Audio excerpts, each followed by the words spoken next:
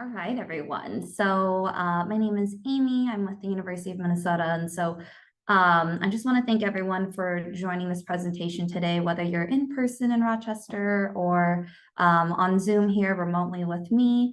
I'm really sorry that I couldn't come there in person, but I just feel like, coming to some of these conferences and community events is just super intimate. And so I'm hoping you guys learn a little bit about some of the stuff that we do here, and a couple of the autism findings that we have that I just want to share with you all. I also want to give a big shout out and thank you to Michelle and her team for organizing this conference out in the Rochester area. In case you guys didn't know, I actually went to undergrad there at the University of Minnesota Rochester campus. So I'm very familiar with the area and just kind of how things work around there. And this was not there at the time. So thank you again, Michelle, to your team for coordinating this and getting this set up there. So, all right, bear with me because I will have two screens here, but throughout this presentation, I just want to be able to explain a little bit about the SPARK study and then also explain how people nationally are able to learn more about it and how we kind of use this tool as a resource for learning more about autism research advances. So I'll go into details about how the SPARK study contributes into new research advances and what we're actively learning about research now and how things have progressed throughout the years.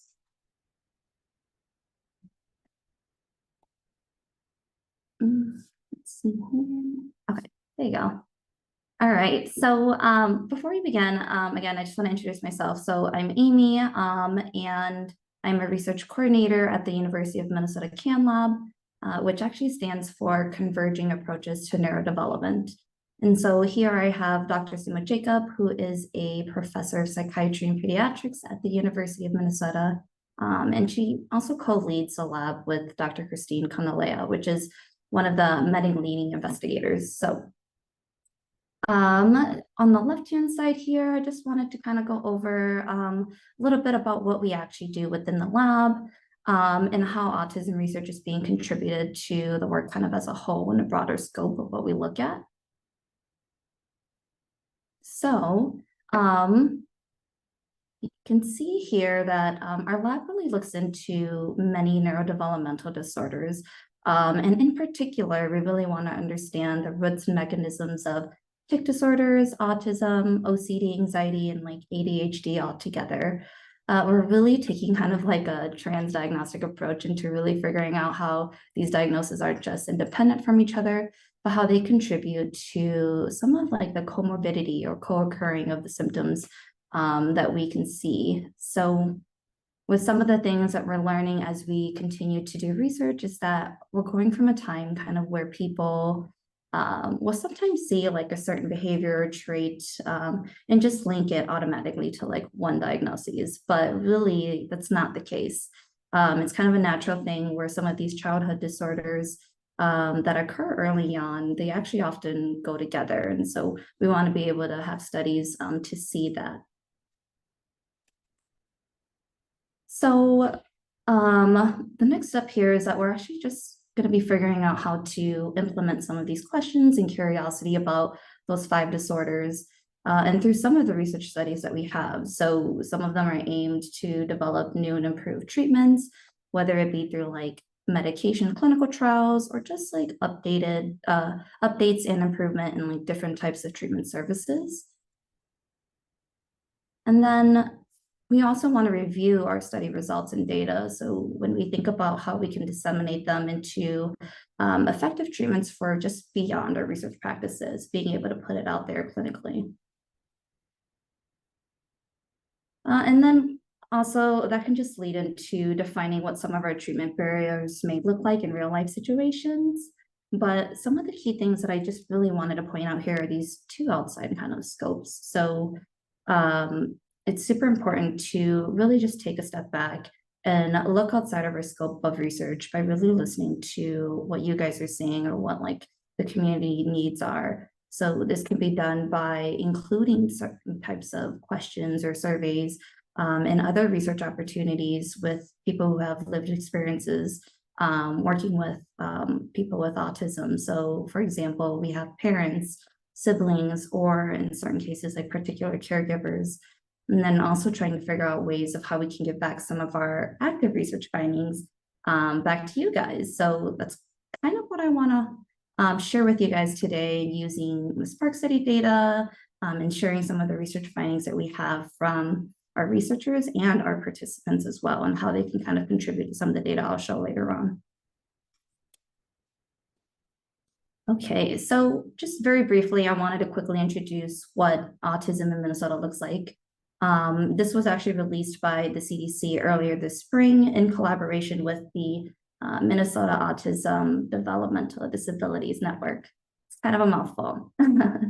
But I won't go into details of their findings, but I just wanted to focus and bring some attention to the prevalence rates of children identified with autism. So you can see here on the right-hand side that in Minnesota, 1 in 53 4-year-old children were identified with ASD, and then about 1 in 34 8-year-old children were identified with ASD. So similarly, we're following the trends for 8-year-old diagnoses nationally, and then just a little lower of a trend than the national average for the 4-year-olds. Okay, so in the next couple of slides here, I'm just going to quickly, briefly introduce Spark and what that study is nationally and locally, and then hopefully I will be able to get into some of the exact research that we're doing with the Spark data, some of the cohorts that we have, and some of the cool new findings that we're doing. So the University of Minnesota is partnered with the Safari institution. And so what they do is they're creating the Spark study, which is the largest autism study right now.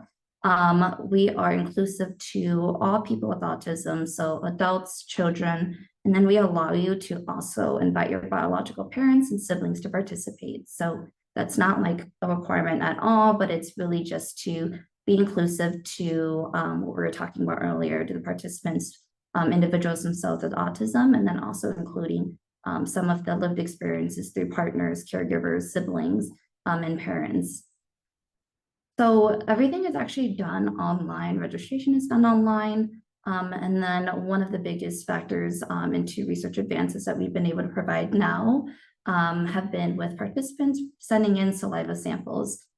So with that, we'll conduct a genetic test and a genetic analysis and actually kind of give your results back to you. So I'll go into details about that too, but you do have the opportunity to get your results back and then to contribute to some of the new genetic research findings that we're having.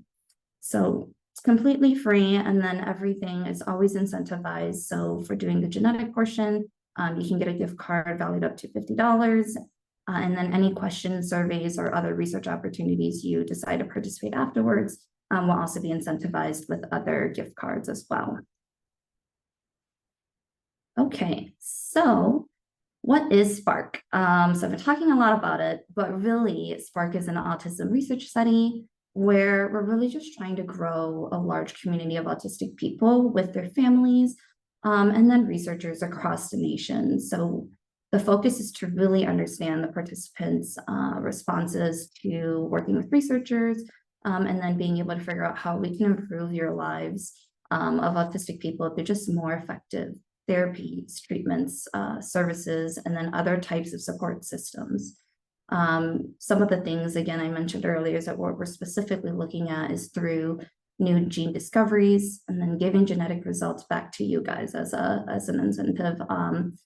And then also working with researchers through a program called Research Match, which will help accelerate some of the knowledge and data and things that we're seeing today. Okay, so this is actually, I love this slide because it shows you a scope of all of the researchers that we're working with nationally. But it also gives you an idea of all of the people that we're working with nationally as well, participants who are contributing to a lot of the data that we have, contributing to a lot of the research that we're providing right now. And so you can see University of Minnesota, we're right up there in the northern Midwest area, and you can see we're kind of alone up there. And then on this next slide here, we actually have a wide range of everyone that we're representing. So We work with everyone throughout all of the Dakotas, northern Wisconsin, all of Minnesota, Iowa, Montana, Nebraska, and so on and so forth. So we're all in purple, if you can see right there. This next slide here too, I want to show is that this is a really good representation of actual participants' lives. So the data that I'll show you later on, these are the people that are reporting in it just within our Midwest region. So you can see that we have a good representation of Minnesota. We have a decent representation of Wisconsin, but we can do a lot better in some of these rural areas. Spark is actually in our 8th year of this study. So when we first started, it was just within the Metro Twin Cities of Minnesota, expanded out to the entire state. And then over just recently, the last couple of years, we've been really able to support and collect data off of all of these other states and some of the rural areas there too. So that's why our percentages are a little small, but we're really trying our best to get out there to have a better representation of data for you all. Okay, so this just changing gears just a little bit here, but I wanted to bring this slide in because with research, it's really important to understand that researchers are really trying to create multi-state collaborations. So we're working with organizations who are clinically working with, patients who have a diagnosis of autism, ADHD, anxiety, OCD, and without these organizations, we won't be able to accurately represent some of our data in the Midwest. And so it's super important to just, remember that these organizations play a big role into how we can actually share and disseminate some of this information for you all. All right. Some of the little fun stuff that I have. I wanted to put this slide in here. I actually just pulled this data earlier this week. So I wanted to get like a better representation of how many people are in this upper Midwest range that I'm talking about. So focusing on the right-hand side is this funnel diagram where we have over 11,700 participants total. Again, just in that purple dotted range that we have in our map. And then we have over 5,425 folks who have contributed to the genetic analysis portion of this study. So that has been super helpful and important for us creating and finding new gene discoveries, which I'll show a little bit later on here. The table on the left-hand side here, hopefully the numbers aren't too small, but it will show a breakdown of where our participants are coming from. So again, about 86% of our participants are within Minnesota, and that's just because as the study advances, we've really been able to grow and support that Midwest region into contributing into more autism research. And so just as the study continues to progress, it'll continue to represent some of the lived experience of more people within those states and regions. So if anyone has actually any feedback or ideas of how we can do better with that, let me know. I think it's super important to kind of increase some of those numbers in Wisconsin and the Dakotas and Iowa. So feel free to message me or get my info after this. Okay. So I briefly want to touch base about this too. I talked about how part of the Spark study, we give results, genetic results back to families, and this is also accurate as of, I believe, Monday this week. So you can see here on the left-hand side, we've had about 57 participants within our region actually receive results back. They had genetic findings, something that was new, unique, or rare, and we were able to give the results back to these families along with a provider that they wanted to work with, whether it be through someone from our team or through their own choice. So that's something that we do try to push out there as soon as we can.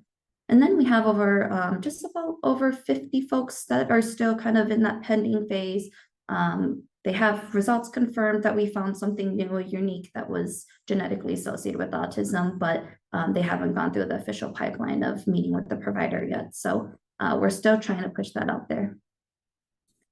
On the right-hand side, I just wanted to briefly show some of the demographics of the people that we're going to be representing in our data. So we have about 80% of our folks who identified with the right race, and then we have about 20% of folks who identified as a different race than white. So, okay. I think I'll pause here. Any questions so far? If there is, feel free to just let me know or just unmute. The next few slides are going to be really in depth into a couple of different research studies that we have been working on and what we've published and released so far. So we're going to change a little gears here, but I really want to just pause, see if anyone had any questions.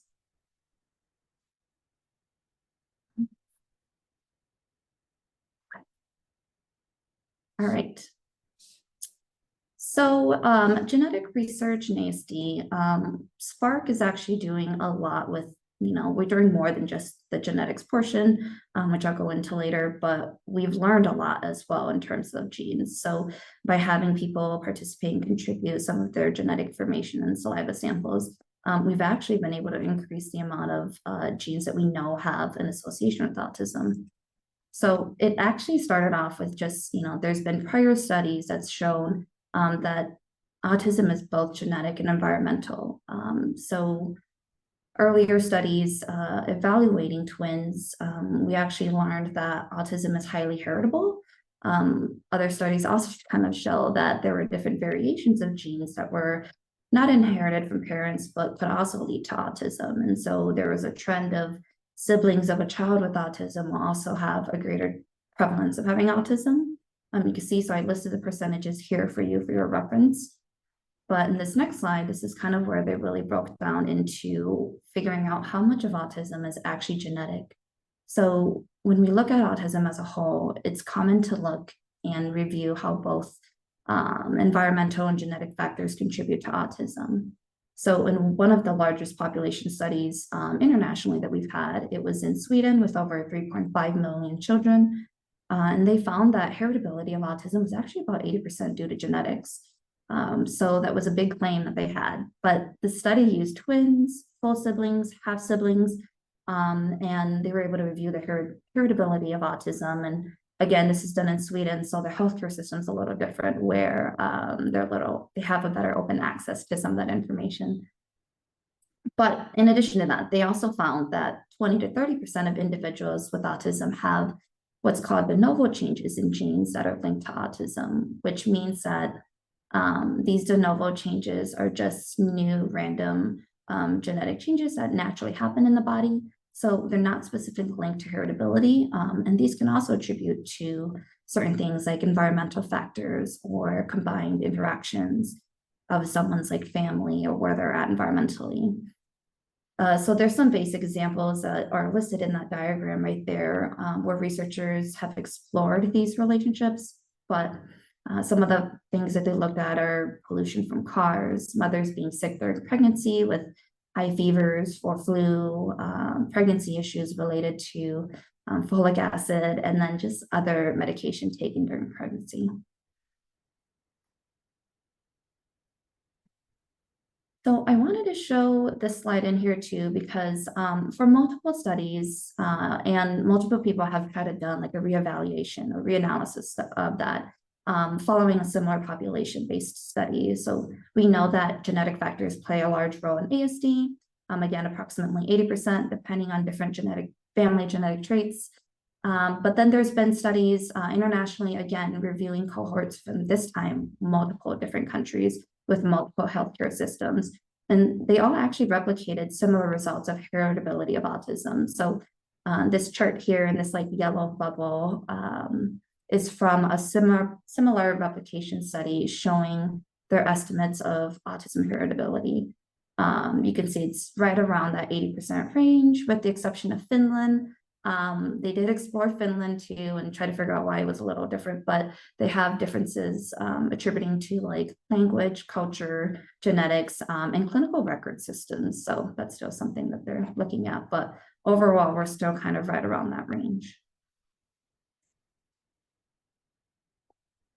So earlier I mentioned how the Spark study, we were in our 8th year of progressing and finding genetic advances. So this is just one of the most recent articles that we've had and one of the most recent publications that we've posted in. I won't go into some of the nitty-gritty details because it's really genetically heavy, but what I wanted to just point out is that we are finding a ton of new different genetic mutations. So again, just a random natural occurrence happening in the body. Genetically, it may or may not be related to heritability, but we are making new findings every year. And so here I have the full genetic panel list of what we actually know are to be linked to autism. So this is about 210 genes and copy number variants. This is actually reviewed every year by our Spark Medical Genetics Committee. And so they look at people's participants' genetic information and data. And that's where if we see something new, see a new change, we'll give results back to families. And if we, as a committee, can see some of the changes in growth, that's where we release some of the publications saying, oh, now we have found some of these new links, trends, associations of how this gene may affect autism. I put the links in here too, and maybe Michelle after this presentation can send it to you guys, but the website is actually pretty inclusive with information and details about how some of these genes actually relate to autism. So some of the biggest examples I like to give are like aggression or self-interest behaviors. Later on in this slide, I'll talk about ADHD and anxiety and autism and how there's co-occurring diagnoses amongst people with autism.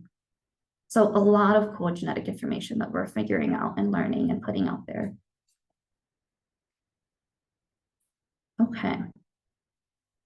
So moving away from just the genetics of autism and what we're looking at, I think sometimes we talk about genetics and it's a little scary. And I think with research, I mean, our main purpose is to really just gather more information and knowledge so that we can implement some of these next following research studies and data that I'm going to show.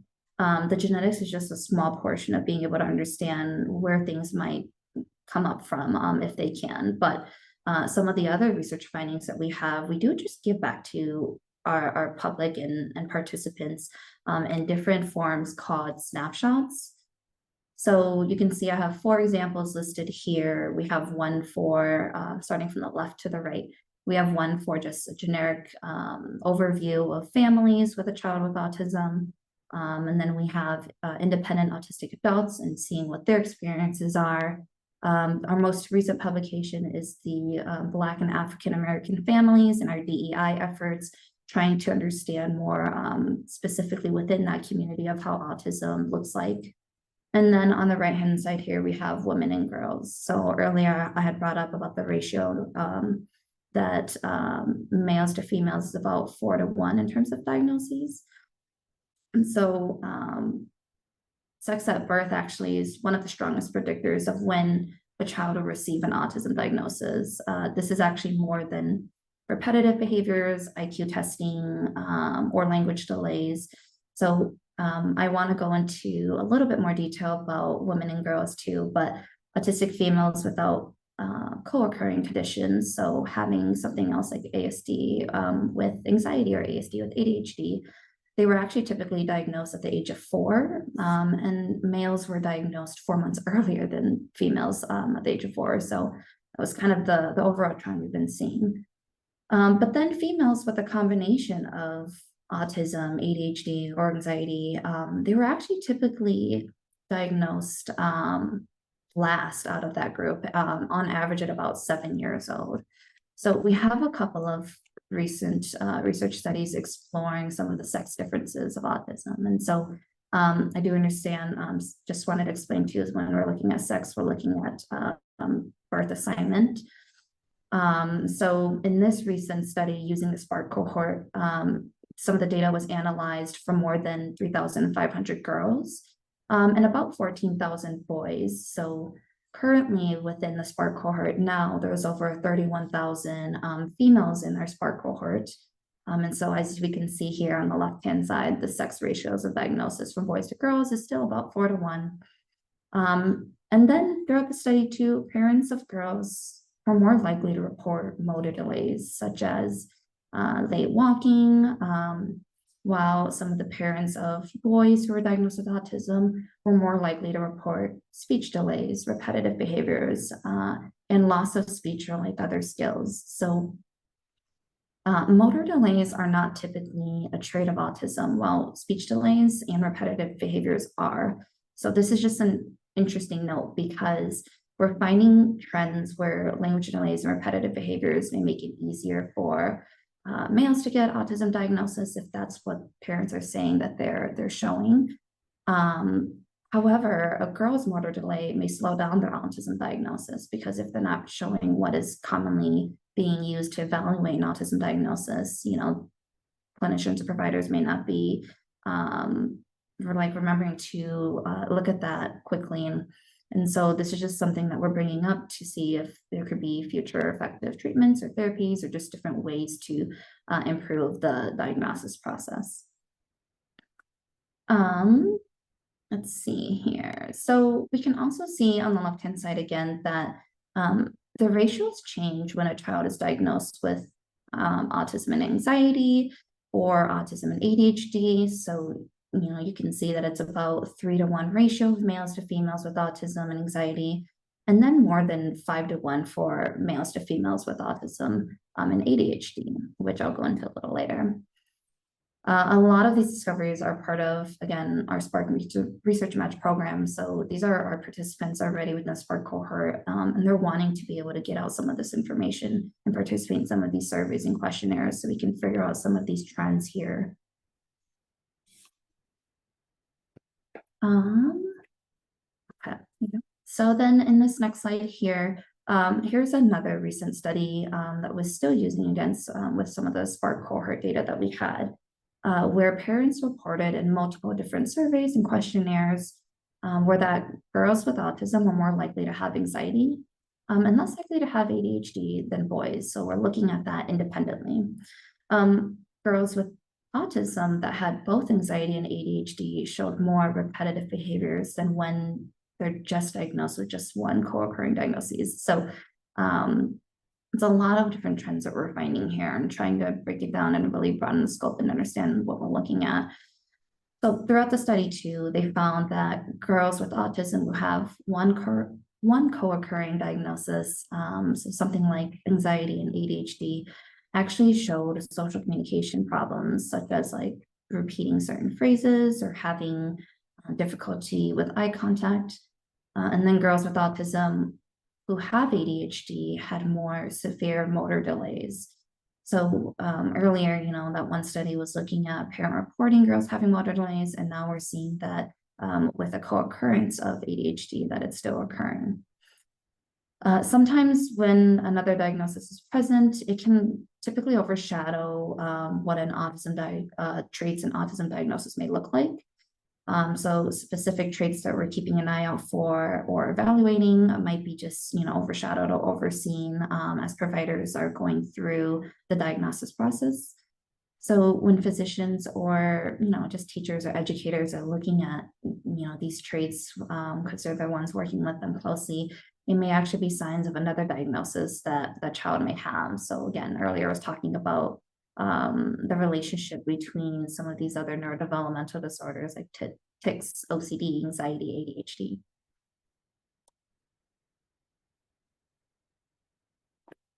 Okay.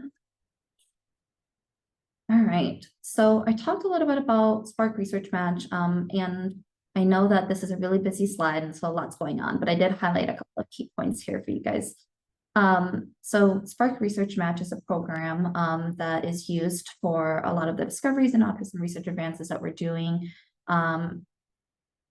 What I just wanted to show you on this slide now is how researchers are really exploring community needs and want for more understanding of certain in certain areas. So again, we're looking in co-occurring diagnoses and trends with motor delays, anxiety, genetics, and sex differences, some of the examples that I've given before.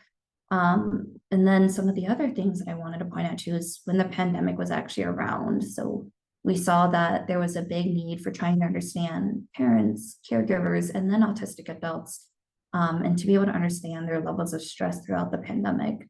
So we do have a couple of research studies here that are published where we explored what type of treatment and challenges people faced during that time, and really just wanted to evaluate what's going on in people's lives. So that's another driving factor and initiative to some of the future things that we're doing now, which I kind of express here. So Changing our gears again, we're still using the Spark cohort, but this is a study that was done actually within our lab and released this year. So this is a project that's completely unique and a little different from some of the genetics and autism trends that most people are looking at now. But this was something that throughout the pandemic, we saw there was an increase in need for. I'm not sure if most of you guys are familiar with autism assistance dogs, but the wait list is crazy. It's about, I think, 5 years to even be on the wait list to get an autism assistance dog. So because there was no information or research out there to really support like how we can improve this process, the impact of assistance dogs on children with ASD or caregivers. This was something that Dr. Jing in our lab wanted to explore. So Dr. Jing actually partners with Can Do Canines, which is a local nonprofit organization that provides assistance dogs, which is kind of where these cute pictures on the right-hand sides are from. So we got permission from them to use it. But the study is still continually being done within the University of Minnesota and within the veterinary school. So we're in some of the phases here. I'm able to show you some of the parent-reported data that we have, and then I can kind of explain what our next steps are.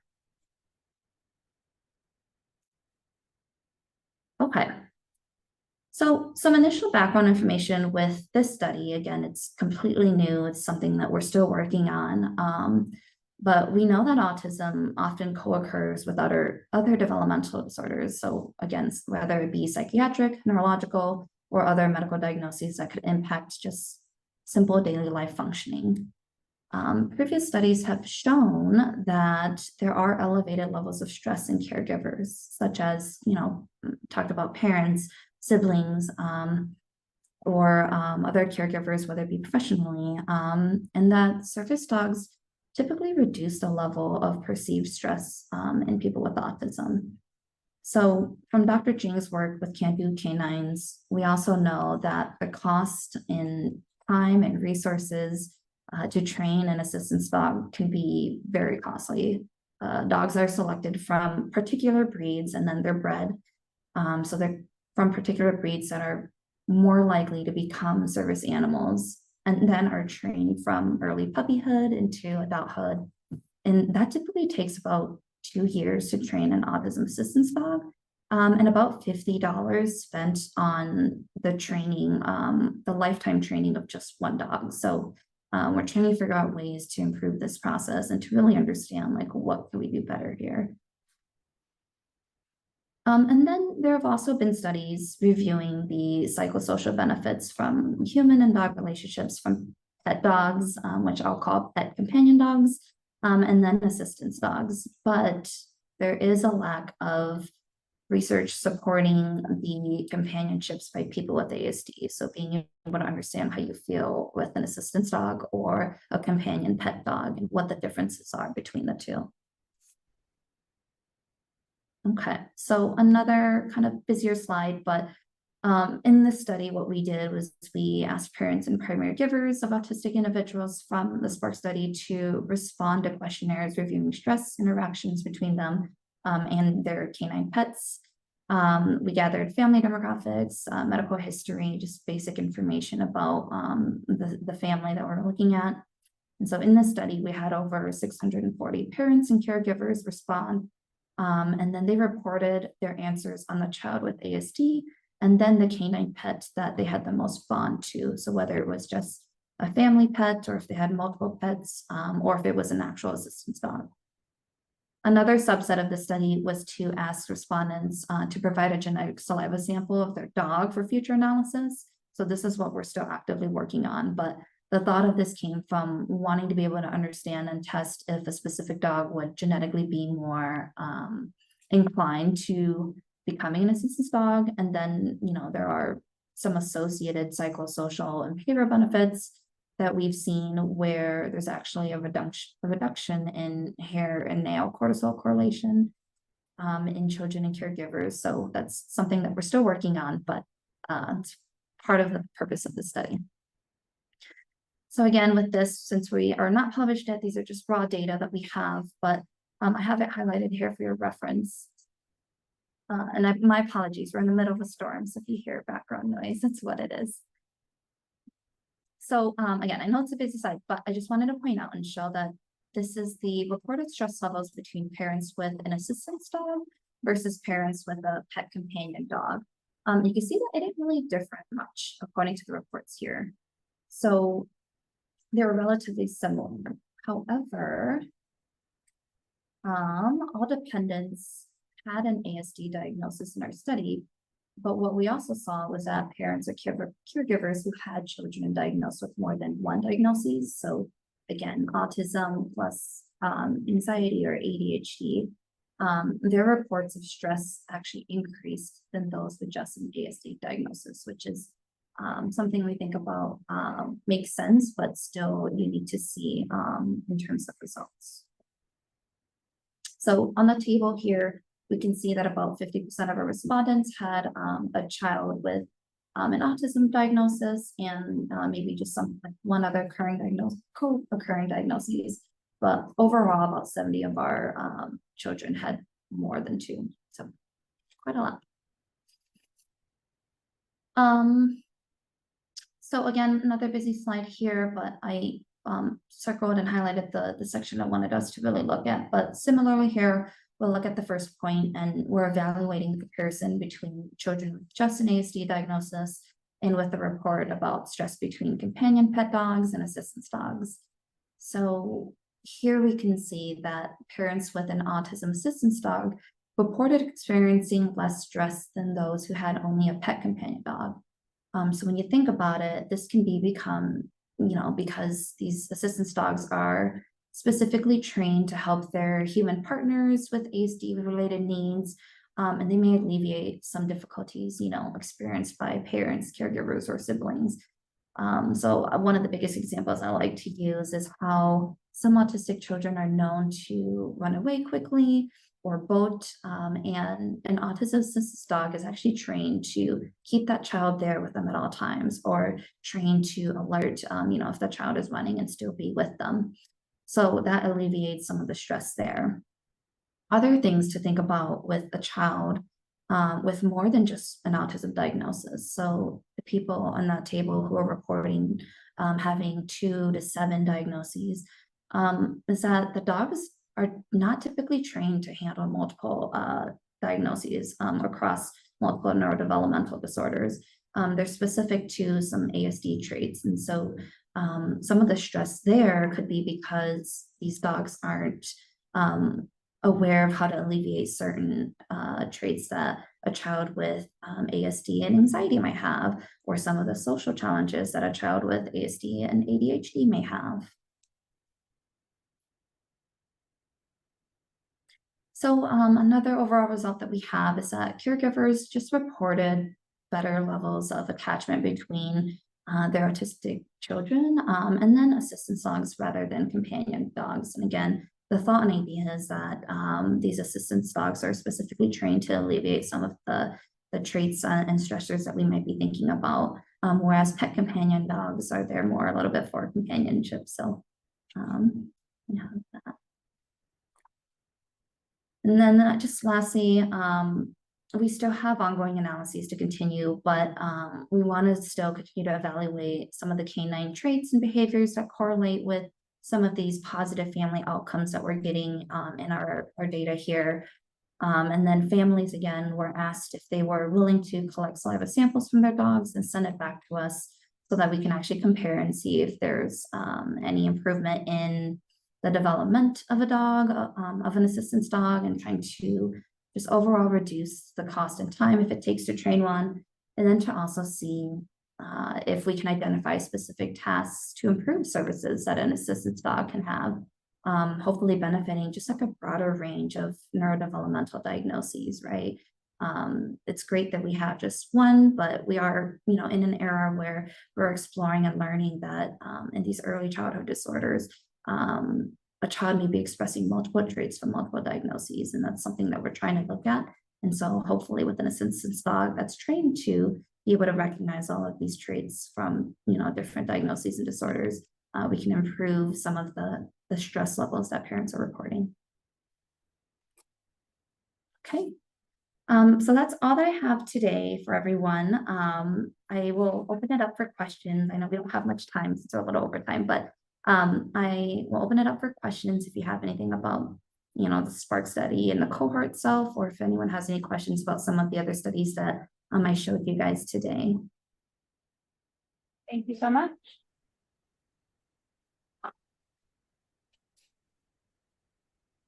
Anyone have any questions? No? If you don't have any questions, I do have a quick question for you. So if you are, so I'm a grad student and I tried to meddle in doing some like genetic autism research. Do you guys share any of the Spark data? Like if you want a sample of autism genes, like we can share that or not? So not specifically of that. So what happens to our participants is that what we do is we make sure that everything is remain private and confidential for their sake. So through the research match program, what we do is we remove all, we eliminate all of the PHI related factors that link anyone to genetics or, like the stress levels of IQ test that we have. So researchers can access that if they wanted to. But they will never know who it's linked to. And then if there's a specific research study that is open for recruitment for other people to want to join and participate, we will only send out that, and then parents will have to resubmit some of the data and information through some of the questionnaires and surveys that they have, if that makes sense. So yeah. And that's a lot how a lot of research advances have been being made, is just because of being able to utilize the Spark cohort in that way. Okay. Well, that sounds good. I guess I'll be reaching out soon. Yeah. Thank you. Any other questions? Do you have any questions? Listen, I have autism, so it's got. Oh, sure, absolutely.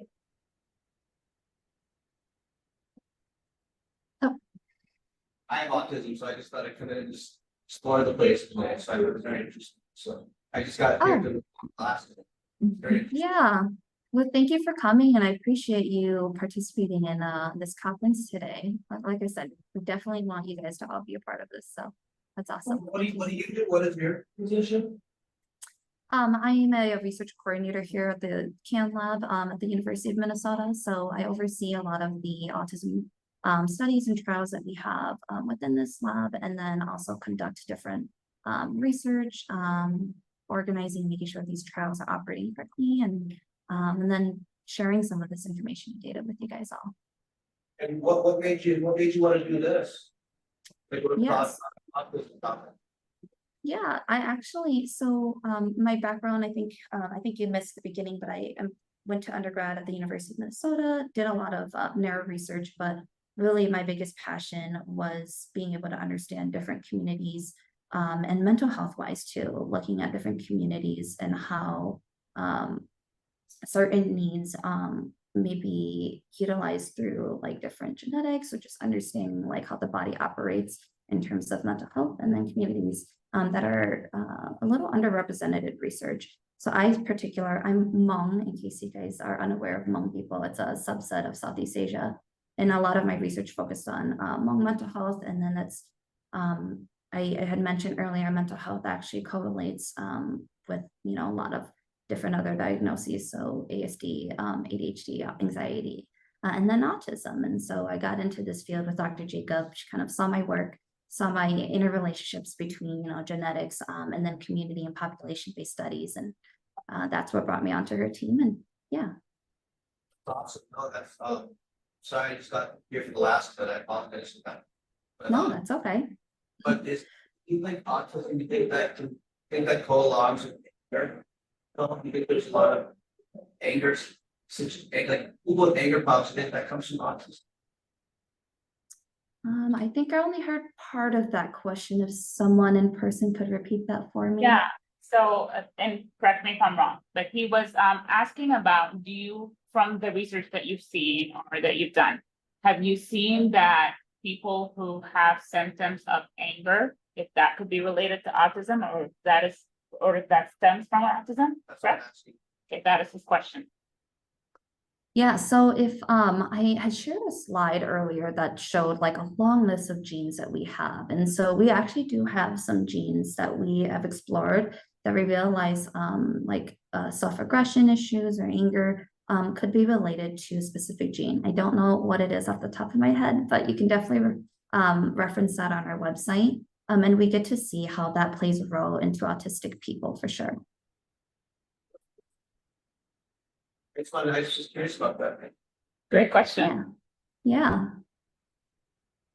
Actually, now that you mentioned that you are from the Hmong community, I have a question because I'm from Sudan.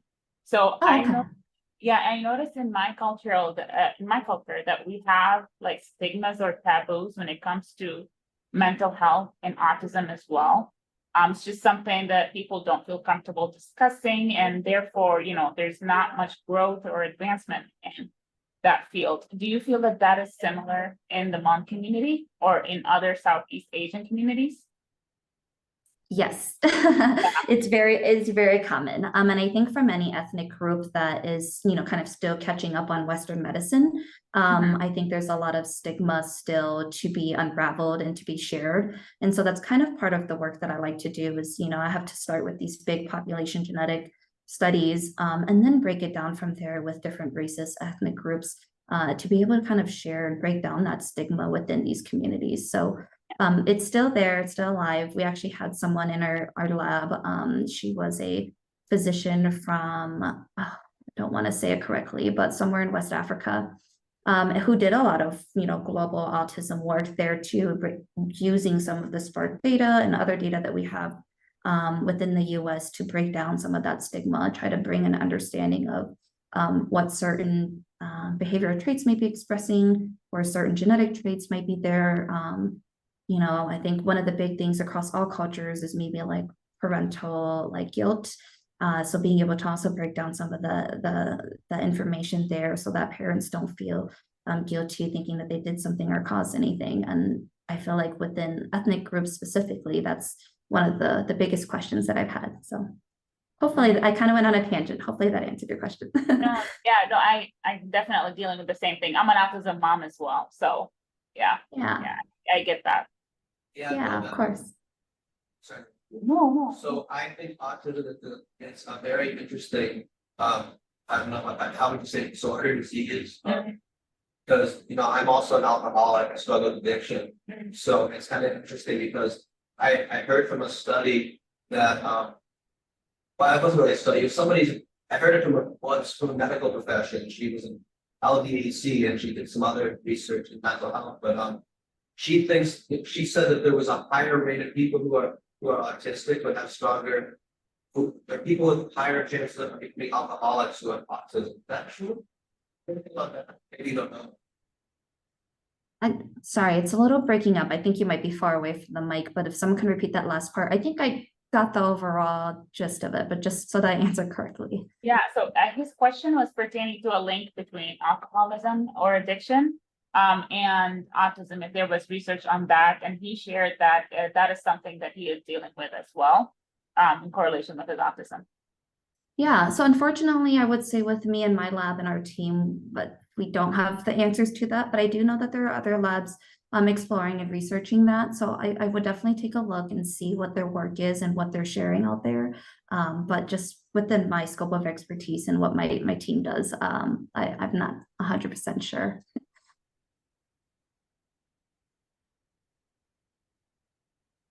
Okay, that wraps it up for questions here. Thank you so much, Amy. It was a pleasure meeting you, and we will stay in touch. Thank you so much. We appreciate it, everyone. Hope you enjoy the conference. Bye. Yeah, thank you so much. Bye.